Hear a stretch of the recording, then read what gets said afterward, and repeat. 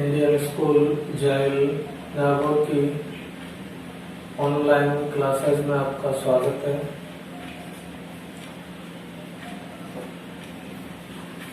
पिछले वीडियो में मैंने आपको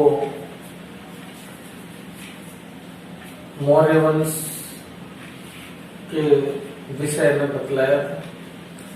कक्षा 10वीं का जो पहला अध्याय है स्वर्णिम भारत। स्वर्णिम भारत में हमने 2 पॉइंट पढ़ चुके हैं। 2 पॉइंटों का हमने अध्ययन कर लिया है, जनपद काल का और दूसरा हमने अध्ययन कर लिया मौर्य वंश का। यहाँ तक का हम अध्ययन पिछले वीडियो में कर चुके हैं। इससे अगला जो पॉइंट शुरू होता है वो है सोमवंश।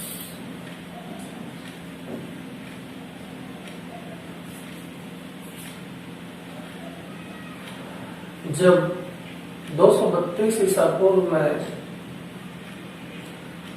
सम्राट अशोक की मृत्यु हो जाती है, उसके बाद उसके सारे वंशज अयोग्य साबित होते हैं और मौर्य वंश का पतन हो जाता है। मौर्य वंश के अंतिम शासक बृहद्रथ के सेनापति पुष्यमित्र शुंग ने 185 ईसा पूर्व में बृहद्रथ को मार दिया और मगध के शासन पर अपना अधिकार कर लिया और शुंग वंश की नींव डाली। तो शुंग वंश की शुरुआत होती है 185 ईसा पूर्व से और इसका शासन शुंग वंश का जो शासन है वो 73 ईसा पूर्व तक रहता है। 185 ईसा पूर्व में पुष्यमित्र शुंग मगध का शासक बना।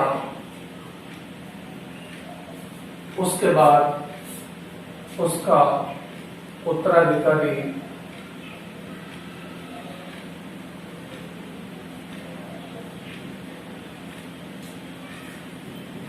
अग्निमित्र, ज्येष्ठ मित्र,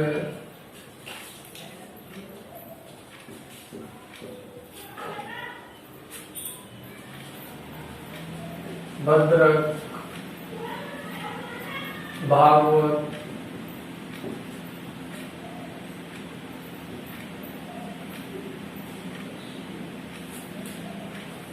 ये उसके वंशज हुए और 73 ईसा पूर्व में इस वंश का पतन हो गया।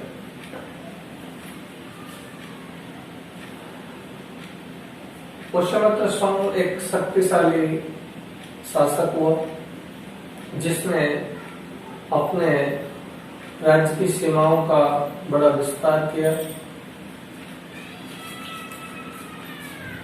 संस्कृत के व्याकरण के महान विद्वान पतंजलि इसी के शासनकाल में पैदा हुए और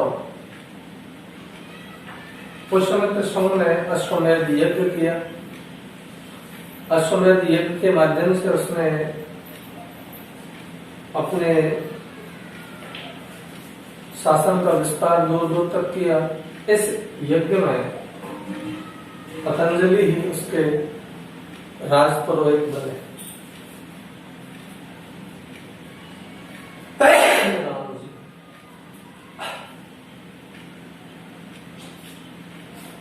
तिहत्तर ईसा पूर्व में जब शुंग वंश का पतन हो जाता है, उसके बाद भारतीय इतिहास में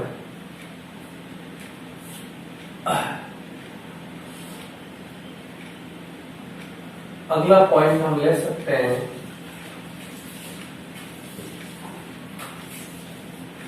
शक वंश।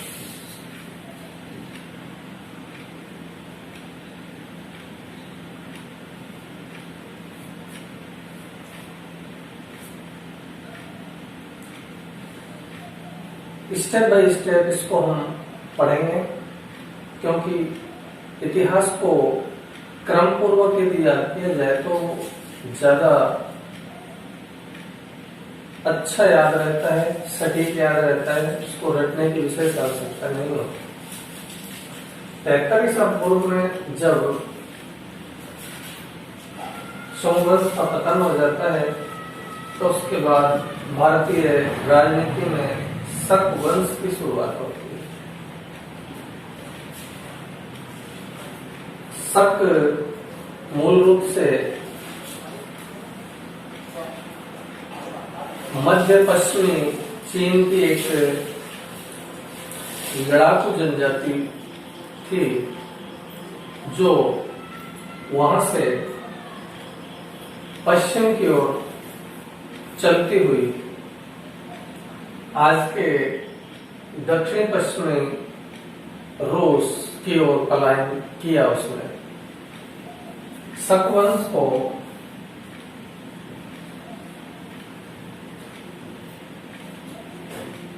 सिथियन,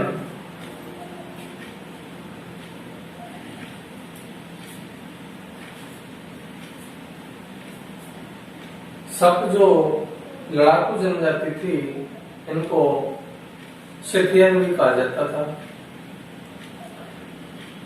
भारतीय इतिहास में इस लड़ाकू सिथियन जनजाति को शक कुल या शक कुल के नाम से भी जाना जाता है।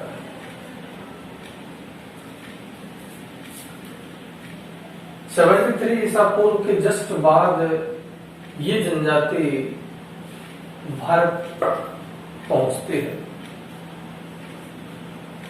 अभी मैंने बताया कि ये मध्य पश्चिमी चीन की एक लड़ाकू जनजाति थी। भारत में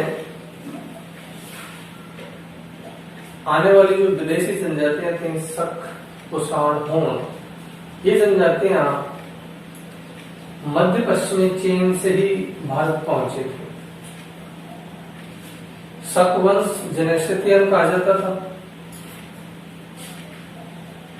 हूण जनजाति जिन्हें हंगनो कहा जाता था, और बाद में इनको भारत में हूण के नाम से जाना गया। ये भी चीन से आए थे। और तीसरी विदेशी जनजाति थी कुषाण, जिन्हें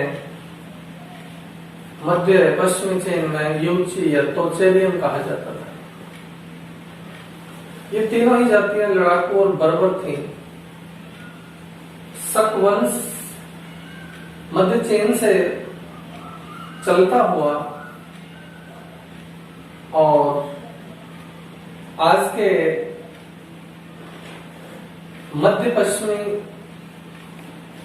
मध्य दक्षिण चीन की ओर, आज का जो कजाकिस्तान है, उस एरिया तक ये जाकर बसे और धीरे धीरे दक्षिण की ओर चलने लगे। ईरान और इराक के क्षेत्रों में इन्होंने अपना अधिकार किया, और फिर ये सिथियन जनजाति धीरे धीरे पूर्व की ओर बढ़ती गई और उत्तर पश्चिम भारत से इन्होंने भारत में प्रवेश किया। सिंध क्षेत्र से ये जनजाति भारत की ओर आगे बढ़ने लगी।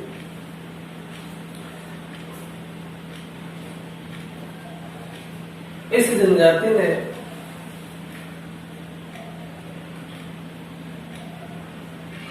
गांधार प्रदेश पर अपना अधिकार कर लिया आगे बढ़ते हुए शक पश्चिम उत्तर प्रदेश में मथुरा तक, राजपूताना, पूरा राजस्थान, गुजरात, मालवा, मध्य प्रदेश का कुछ भाग और महाराष्ट्र तक इन्होंने अपना अधिकार कर लिया। तक्षशिला जो गांधार क्षेत्र की राजधानी थी, गांधार क्षेत्र में मावेज और एजेज नामक शासक बड़े ही शक्तिशाली हुए। जिन शासकों ने गांधार क्षेत्र पर अपना अधिकार किया वो थे मावेज और एजेज।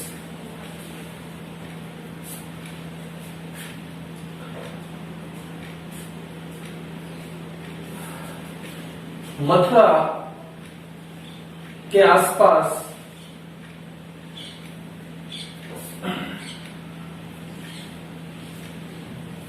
हमावस और हगान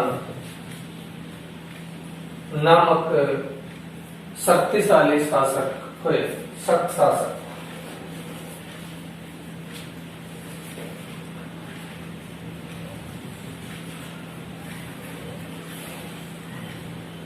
गुजरात क्षेत्र और राजपूताना क्षेत्र और मथुरा तक भूमक एवं नहपान, भूमक एवं नहपान नामक शक्तिशाली शासक हुए।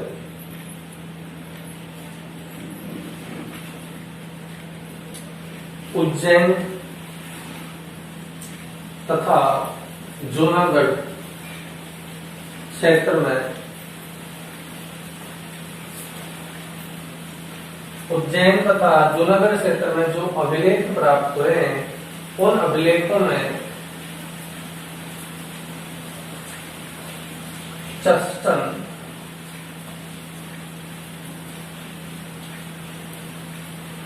नामक शक्तिशाली शासक का जिक्र मिलता है।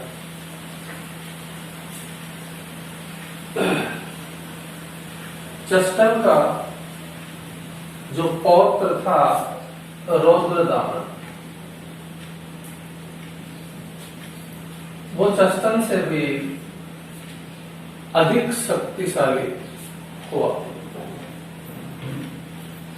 तो ये सभी शक शासक है, मावेस, एजेज, हमामस, हगान, भूमक, नहपान, चस्टन और रुद्रदामन।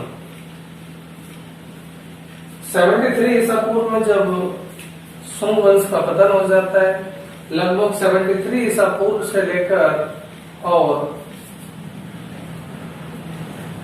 305 ईस्वी तक,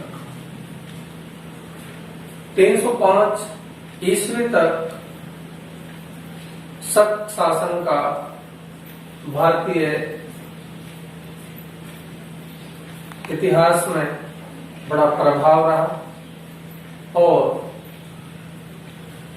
इन शक शासकों का जो संघर्ष था वो पल्लव शासकों से और सातवाहन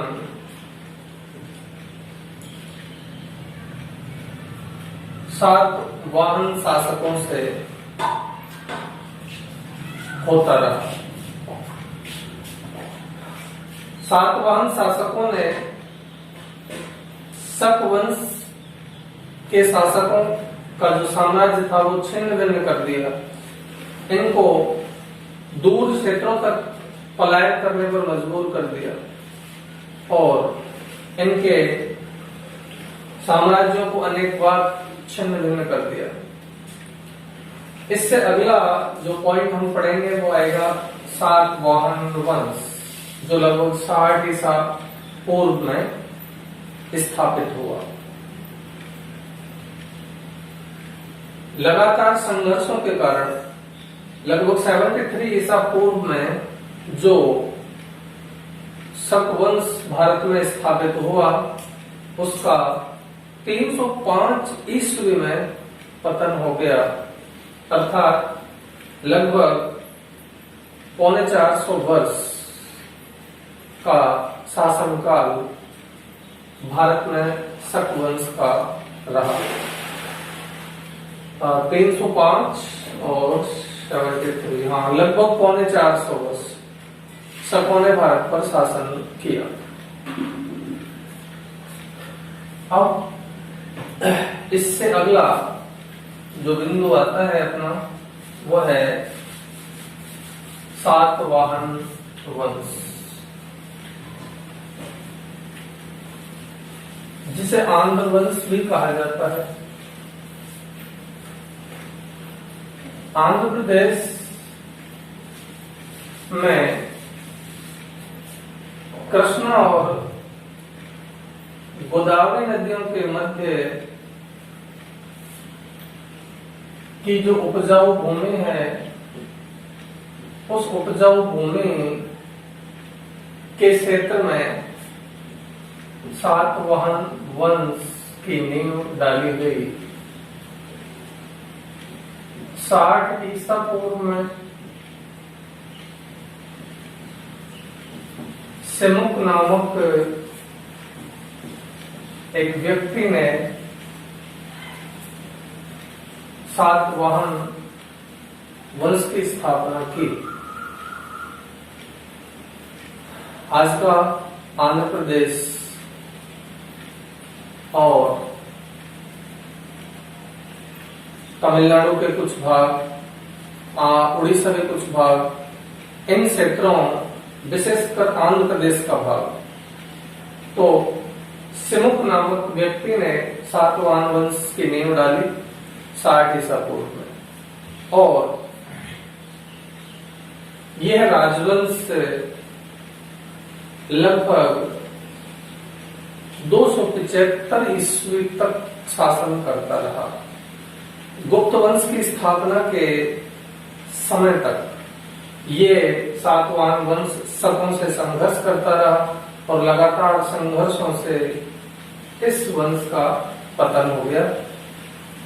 तो यहां तक आप इस वीडियो को देखें और पाठ्य पुस्तक के अनुसार किताब को अध्याय से आप पढ़ें और वीडियो को सुने, आपके अधिक समझ में आएगा। और अगले वीडियो में मैं आपको सातवाहन वंश और उससे अगला जो भारतीय इतिहास का क्रम है उसको बतलाऊंगा। तब तक के लिए गुड लक।